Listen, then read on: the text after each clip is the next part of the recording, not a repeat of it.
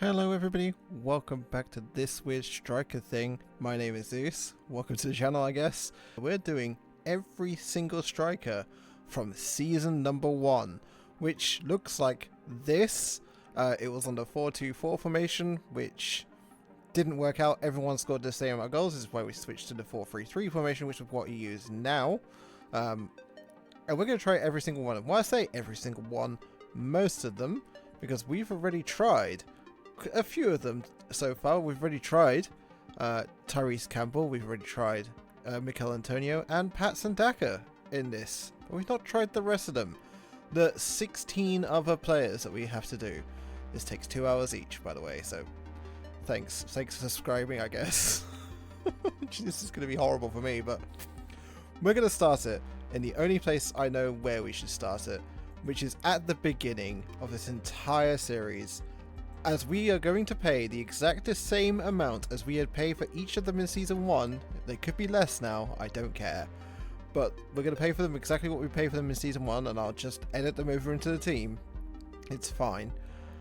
But there's Andy Carroll, the whole reason this entire series exists, when I said that Andy Carroll could score more goals than Erling Haaland. He cannot, as we've seen in season 1, where he only, well, he didn't do too badly, to be fair. He did better than I think most people thought he'd do. He scored 11 goals, and that was in a formation where people didn't really score more than 16 usually, or more than 13 even. It was very rare. Only 2 people managed even 16 and 17, and they were some of the better strikers that we've had. But yeah, we're going to try all of them. That's why the table looks like this. It looks like everyone's on one page. It isn't. They're on 2 pages. There's about 28 players on each, so we're definitely going to need a page 3 after this, because I cannot fit any more unless I scroll down and it looks weird, or make it even smaller, and I don't know if you can see it. If you can see it, I'll make it a bit bigger, but yeah. We're going to do all these. We'll start with Andy Carroll, where we've started our very first video of this, and we'll see how he does. We'll go through them very, very quickly. We'll just say where he ended up on the table, and we'll move on to the next striker. Cool? Great. Let's simulate this season and 16 others. Be back 16 times, I guess. So, future me here. Hi. Just a quick editorial note. I'll be saying here's a table a lot during this. I have decided after recording all of this, and I didn't really want to go back again and record all of them, that I'm going to show the table at the end of the video, where I've highlighted everyone in blue. I do say that at the end of the video I just recorded. But yeah, I will show it at the end. Just ignore every time I say it, and you wondering where's the table? It's just, yeah, I've just put it at the end. Also, this is part 1. So yeah, we're separating it into 3 parts, and they'll come out whenever they come out. But yeah, thanks for watching. Let's get back to the past, which is the future, which is the past.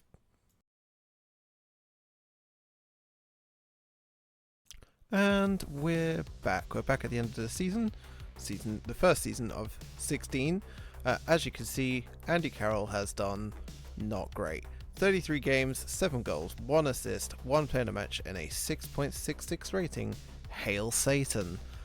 He's not good, but for us and for Reading, the hat-trick hero, Andy Carroll, forever a legend at Reading, for at least my save, at least.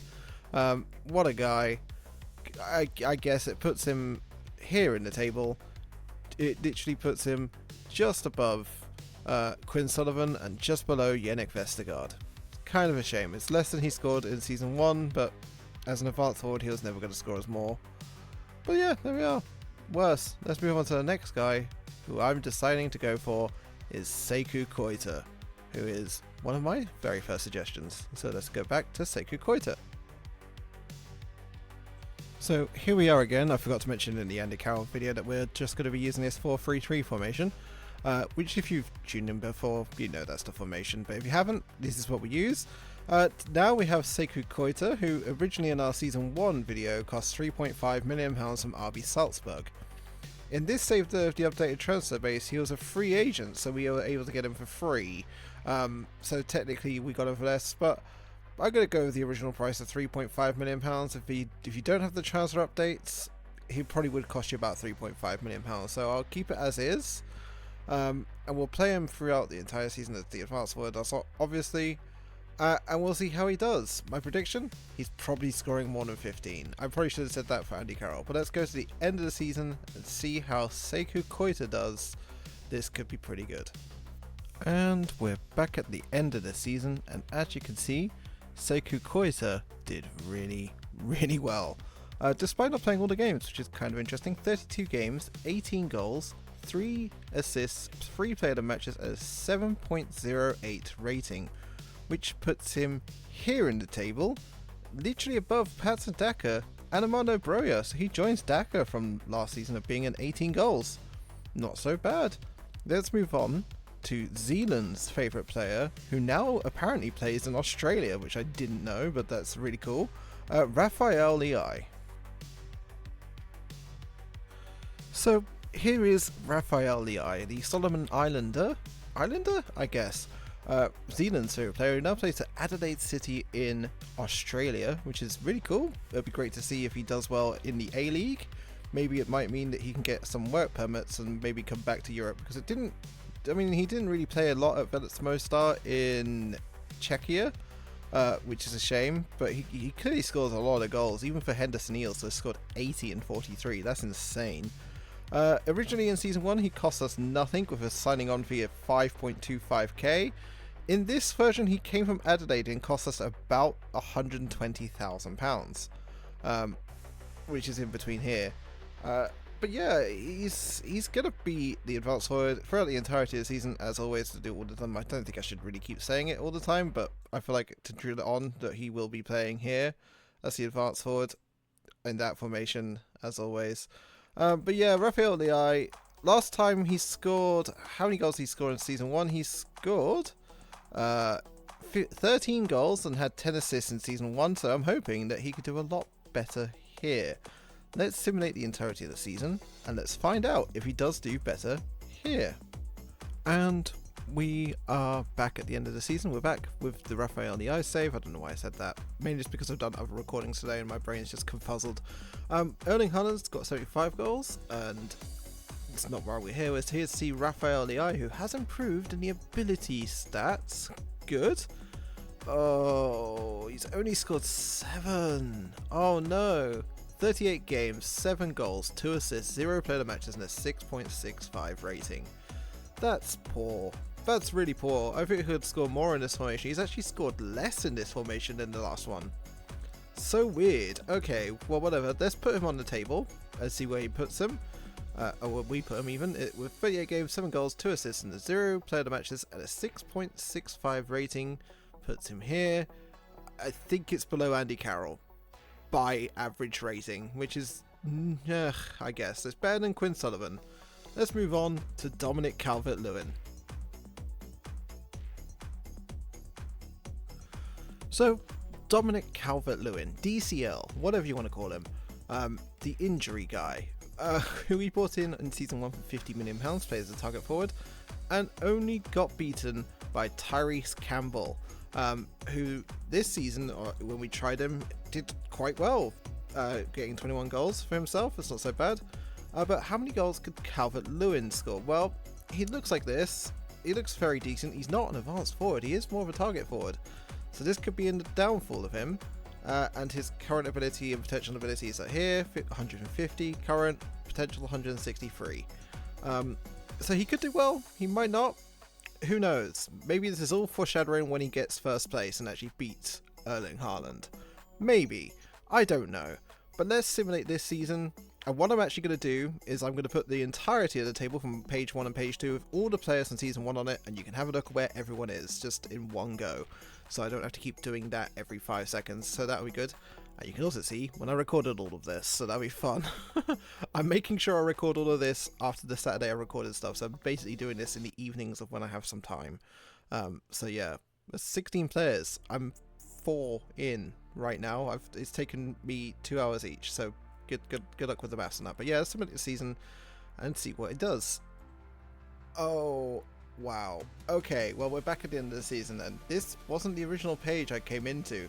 It brought me into a different page, but I went on to this one to save you a surprise, because I have seen the goals he scored. And believe it or not, Erling Haaland doubled it. So it's insane.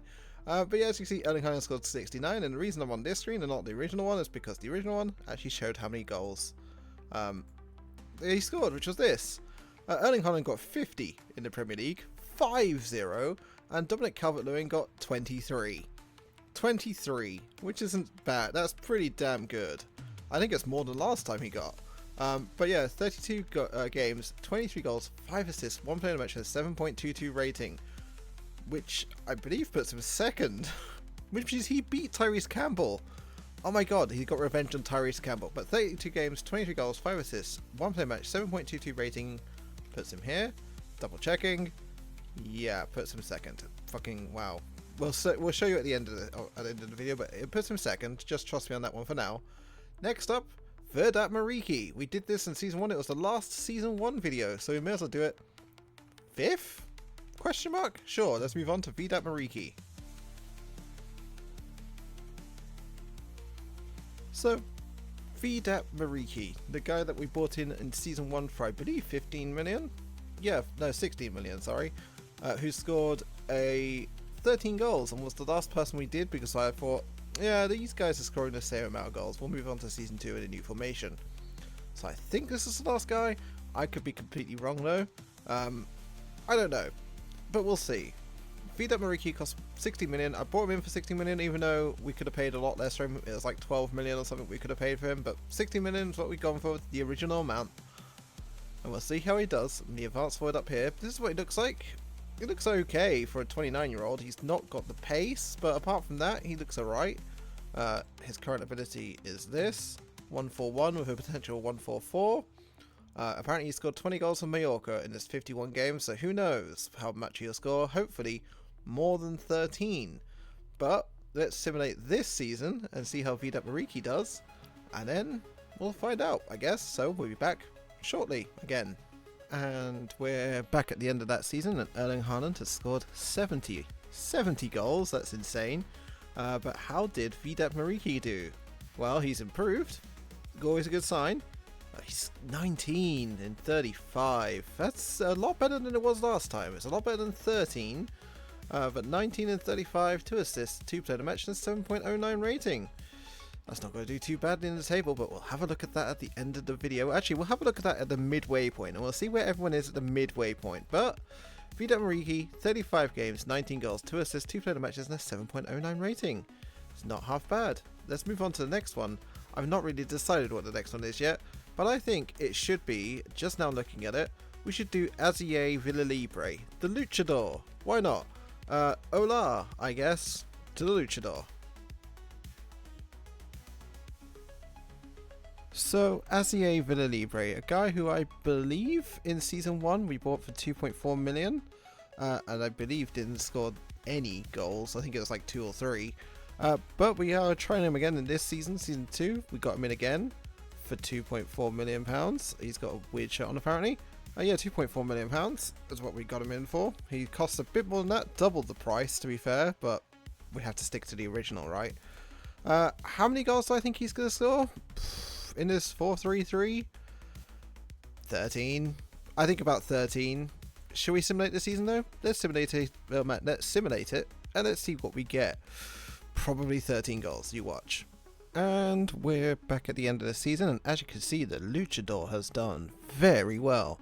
Asier Villalibre has got 36 games, 15 goals, 3 assists, 0 player matches, and a 6.84 rating, which is really good.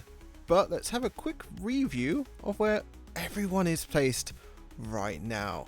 So, after all of this, I've highlighted everyone that has been involved in this in blue, and just for a bit of ease, I've also put them down in a separate table just to show you exactly where they are in the table. But we'll show you all those tables now. So here are the tables. As you can see, I have highlighted everyone in blue on page 1. This is where they are. There's so many there. Calvert-Lewin nearly beat first place. Here's page 2 though. Page 2 has just only got 2 players, and just for the simplicity of everything, I decided to be really nice and put everyone that we've currently done on one page. And here's what that looks like here. So you can actually see exactly where they are in the table. I just put that in. I guess if you want anyone from season 1 doing next, I guess let me know in the comments down below. And if you like this video, leave a like, comment, subscribe, and please tune in. I guess when I can get round to doing the next 6, or it'll be actually next 5, because we're going to do 5 and then 5 again. I've miscounted how many we had left over. But yeah, until next time.